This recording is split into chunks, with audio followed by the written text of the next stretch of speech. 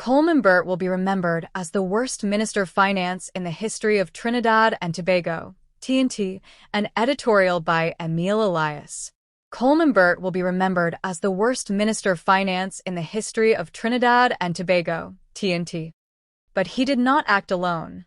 For 10 years, every reckless decision he made with respect to our exchange rate was endorsed, defended, and enabled by former Prime Minister Dr. Keith Rowley. Rowley inexplicably kept him in the critical position of Minister of Finance office for almost 10 years and allowed Burt to preside over the most destructive decade of economic management this country has ever endured. This resulted in a wrecked economy, vanishing foreign reserves, and a nation brought to its financial knees. Burt's central blunder was abandoning the managed float system administered by the central bank, CBTT, that had served this country very well. A managed float would have allowed the TT dollar to decline gradually, cushioning inflation, preserving our foreign exchange reserves, and sustaining our role as the financial powerhouse of the Caribbean. Instead, Burt locked us into a de facto fixed exchange rate with a ceiling of $6.79 to $1. For a decade, he made the CBTT sell foreign exchange cheaply, squandering our national wealth while trying to maintain a false illusion of stability. The consequences have been catastrophic.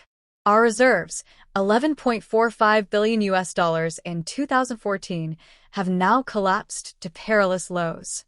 Columnists/analysts such as Ralph Marriage and Dr. Terence Farrell and others have shown that once you deduct our ballooning foreign debt, our net reserves are today already effectively zero. Add to that the huge increase in TT's debt, especially and critically, our foreign debt. Worse, those foreign borrowings were mostly not for our country's development or growth. They were largely used to paper over the cracks and keep up appearances of available foreign reserves. Burt continued to execute this illusion of an economy, in good shape, up to his last day in that office, before he was unceremoniously sacked by new Prime Minister Stuart Young. Today, Trinidad and Tobago is starved of foreign exchange. Critical projects that would have created jobs and growth have stalled because US dollars for imported equipment and materials simply cannot be found. A thriving, undocumented black market has emerged that is as bad as it has ever been since 1993, with the US dollar selling for as much as $9 to $1 outside the banking system. This is Burt's legacy: shortages, stagnation, and the rise of a shadow economy. All the while, every warning was ignored. Economists, business leaders, and columnists made clear that this policy was unsustainable. But Burt brushed them aside. His arrogance has drained our foreign reserves, strangled our economy, and brought us to the brink of an International Monetary Fund, IMF, program.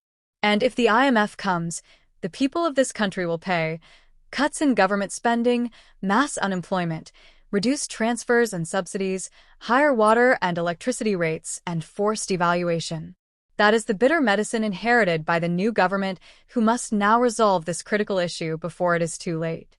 And yet, during the last election campaign, the People's National Movement recklessly accused the United National Congress of plotting to float the TT dollar to $15 to $1.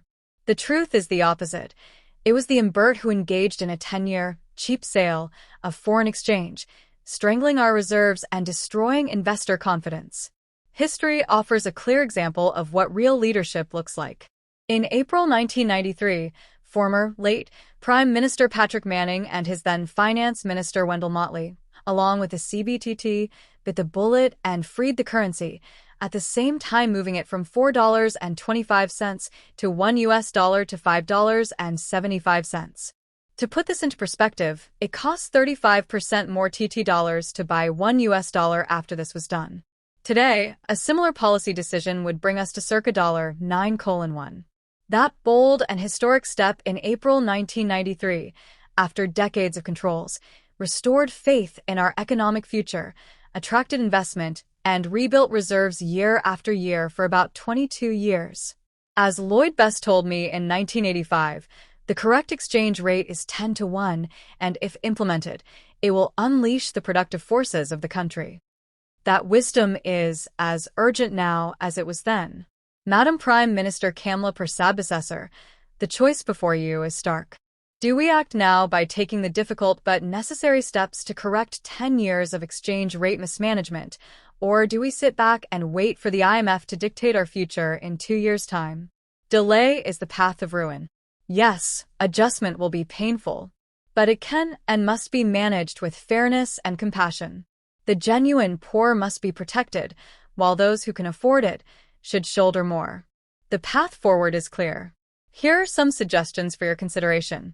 A $300 million target food stamp program for genuinely poor families, limited strictly to essential items. Adjustments to electricity rates, sparing low-use households while requiring the middle and upper classes to pay more. An immediate increase in the minimum wage to $26 per hour, with further increases over the next 2 years, with a target of $30 per hour, lifting thousands of workers out of poverty, no matter the crocodile tears of wealthy business owners living in luxury while paying very low wages. But let us not fool ourselves. Tinkering at the edges or shifting who gets scarce foreign exchange will not solve this crisis. Diversification and dreams of a natural gas and oil boom years away cannot save us if the TT dollar remains grotesquely overvalued. Only a decisive correction of the exchange rate will.